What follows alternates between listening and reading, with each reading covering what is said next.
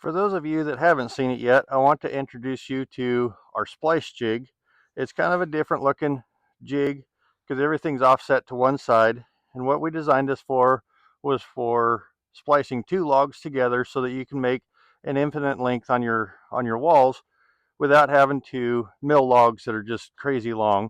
If you've got a sawmill that only has a 12-foot bed, this makes it possible so that you can mill logs really as long as you want, but you can build a larger building and not just use a simple butt splice or something like that that is going to eventually pull open and cause air leaks or whatever. We've been making these jigs for a while now, and we continue to make some improvements on them. Our latest improvement is we have the center line cut out right here. I don't know if you can see that very well on the video, but right down here, there's a center line cut out so you can see center line of your log. And then up here, we put a notch right at the very top so you can line that up on your center line of your log. Before, we had center line windows down here, and they just weren't far enough apart to make a good, accurate, or set your jig on the log really accurately. So this improves that accuracy. As long as the battery on my camera holds out, I'm going to show you how to set this up, and we'll go ahead and make a splice on this log. I'm going to cut a piece off, and then we'll splice it back together, and I'll show you the strength and rigidity of this type of splice. One thing to note is, yes, this log does have some rot in it, but that's why we're using it for testing and demonstrations for this. This log is not actually going into a building. The first thing that we want to do to make sure that we've got a good accurate splice is slide your jig on with the top facing inwards, and we're just going to square up the end of our log here real quick.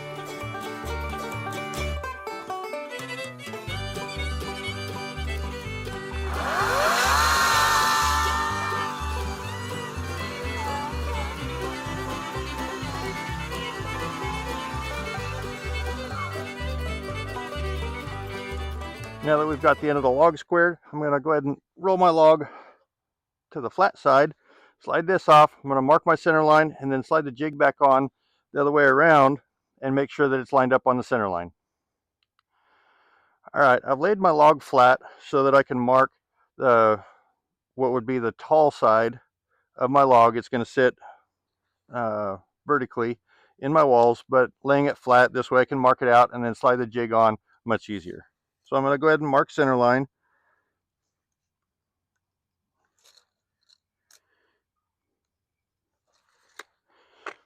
And if you have one of these tools, these work really well for also marking center line.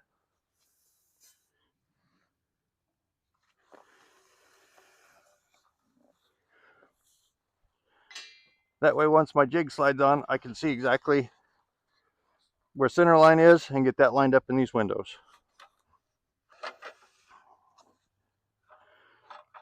When you slide your jig on, the end of the sheet metal here is actually going to line up with the end of your log. You want to make sure that that's really good and flush right there.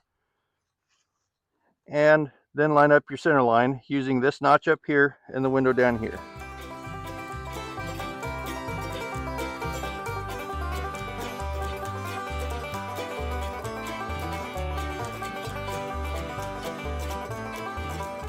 And then clamp it in place. Once the jig is clamped in place, let's stand it back up on its edge here. I'm going to bring you around so you can see this a little better.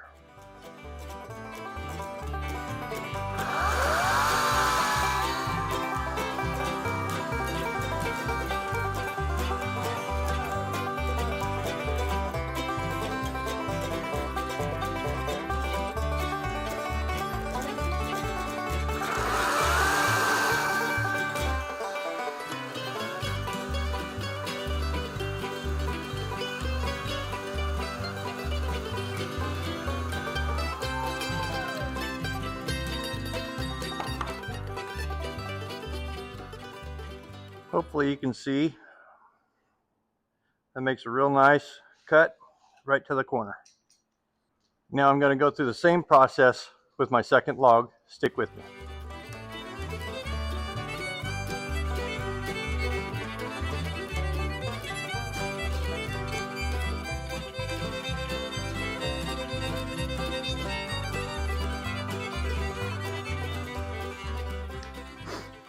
Now I've got both of my notches cut, and because I'm here by myself, this is going to be a little bit tricky, but I'll try and put it on fast forward here so you can see me assemble it, and then I want to show you how structurally strong this is.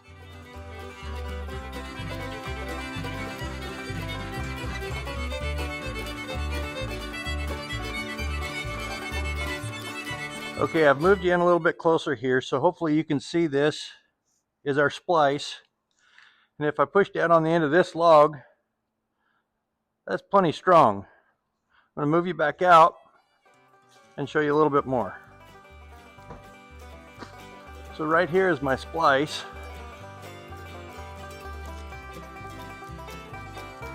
And you can see it easily holds my 200 pounds of weight.